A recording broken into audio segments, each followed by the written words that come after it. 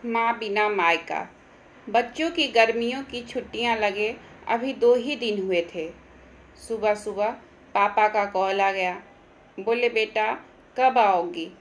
मैंने अनमने मन से बोल दिया, पापा कुछ पक्का नहीं है, विराट टूर पर गए हैं, उनके आने के बाद देखती हूँ। पापा की आवाज़ रुआंसी हो गई। बोले, बेटा तुम्हारी माँ नहीं है तो क्या हुआ? तुम्हारा मायका तो है और मैं तो हूँ। विराट से बात करो और जल्दी आ जाओ। मैं जी पापा के आगे कुछ बोल ही नहीं पाई। जब तक माँ थी उनसे रोज़ फ़ोन पर ढेरों बातें करती थी। साल में एक बार गर्मी की छुट्टियों में मैं पूरे 10 दिन के लिए मायके जाती थी। वो सुख किसी जन्नत से कम नहीं होता था। बच्चों से ज़्यादा मुझे गर्मी की छुट्टियों का इंतज़ार रहता था। पर जब से माँ गई, मेरा मायके जाने का मन ही नहीं करता। ऐसा लगता जैसे मेरा मायका ही ख़त्म हो गया। एक सूनापन, एक खालीपन सा मेरी ज़िंदगी में भर गया था। पापा एकदम शांत स्वभाव के थे और कम बोलते थे, पर सबकी ज़रूरत का पूरा ध्यान रखते थे। ऐसा नहीं कि मैं पापा को प्यार नहीं करती थी, पर बचपन से मैं माँ के ज़्यादा करीब थी, या यूँ कहे कि वे मेरे दिल के सबसे करीब थी। अपने सारे सुख दुख एक सहेली की भांति मैं उनसे साझा करती थी। आज सुबह सुबह पापा का कॉल आया तो उन्हें मना नहीं कर पाई। पापा का दिल रखने के लिए विराट से बोलकर अगले ही हफ्ते के टिकट करवा लिए और पहुंच गई मायके। जैसे ही दरवाजे पर पहुंची, माँ की याद आ गई। ऐसा लगा जैसे वो अभी बाहर निकलकर मुझे गले लगा लेगी। सोच के आंखें भर आई, किंतु आज माँ की जगह पापा बाहें फैलाए मेरा इंतज़ार कर रहे थे। सालों बाद पापा को गले लगा के खूब रोई।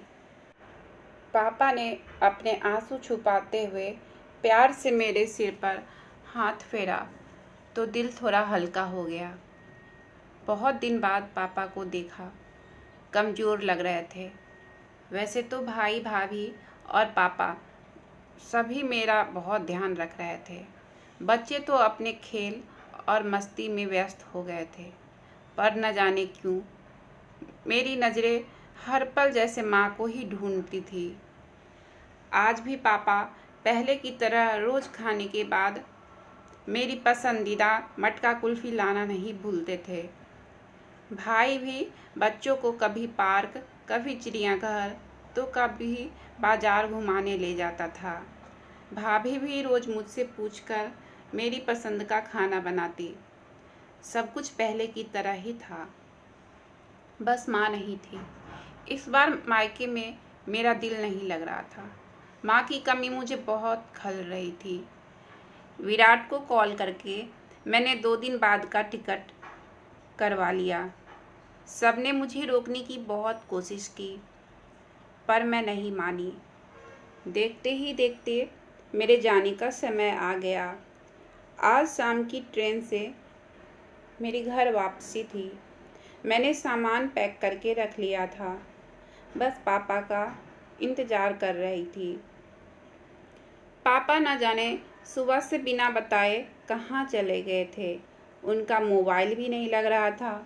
मन घबरा रहा था। बिना बताए आखिर गए कहाँ? इधर मेरी ट्रेन का समय भी होता जा रहा था।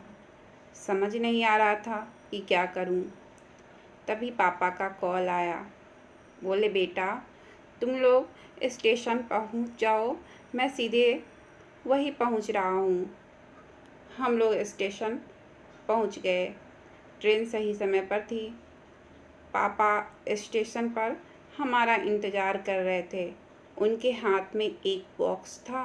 उन्होंने मुझे देते हुए गले लगाया और बोले, इसे ही लेने गया था, इसलिए देर हो गई, संभाल के रखो। मैंने आश्चर्यचकित होते हुए पूछा, इसमें क्या है? पापा की आंखें भर आई। अपने आंसू पोंछते हुए बोले, तुम्हारी माँ का प्यार। कुछ समझती तभी ट्रेन आ गई। हमें ट्रेन में बैठा के पापा और भाई ने विदा कर दिया। मेरी नज़रों से ओझल होने तक पापा वहीं खड़े हाथ हिलाते रहे। मैं भी एकदम न जाने कब तक बाहर खिड़की से उन लोगों को निहारती रही। तभी बेटे ने आवाज़ दी और मेरे हाथों में एक चिट्ठी थमाते हुए कहा, मम्मी, नाना जी ने ये आपके लिए दिया है। मैंने तुरंत चिट्ठी खोली। मेरी प्यारी बेटी, सदा खुश रहो। जब तक तुम्हारी माँ थी, तुम्हारी हर छोटी बड़ी बात का ख्याल वही रखती थी। मैं जानता हूँ कि मैं तुम्हारी माँ की जगह तो नहीं ले सकता, पर उनकी कमी की पूर्ति करने की कोशिश तो कर ही सकता हूँ। आज तुम्हारी माँ होती तो हमेशा की तरह अपने हाथों से तुम्हारे लिए बड़ी, पापड़, अचार बना के साथ भेजती। माँ के हाथ का तो नहीं, पर उसके स्वाद जैसा सब सामान एक दुकानदार से बनवाने की कोशिश की है। उम्मीद है तुम्हें पसंद आएगा। और हाँ बेटा, माँ नहीं है तो क्या हुआ, तुम्हारा मायका और हम तो हैं। पहले की ही तरह तुम्हारा इंतज़ार रहेगा। ढेर सारा प्यार और आशीर्वाद के साथ, तुम्हारे पापा। पत्र पढ़ते पढ़ते मेरी आंखों से अश्रुधारा बहने लगी। सहसा मेरे मुंह से निकला, आई लव यू पापा। बात छोटी सी थी, पर उसमें अथाह प्यार समाहित था। ये सिर्फ मैं ही महसूस कर सकती थी। मायके से घर आए 1 महीना बीत गया। अब पापा से रोज़ एक बार कॉल करके मम्मी की तरह घंटों बातें करती हूँ।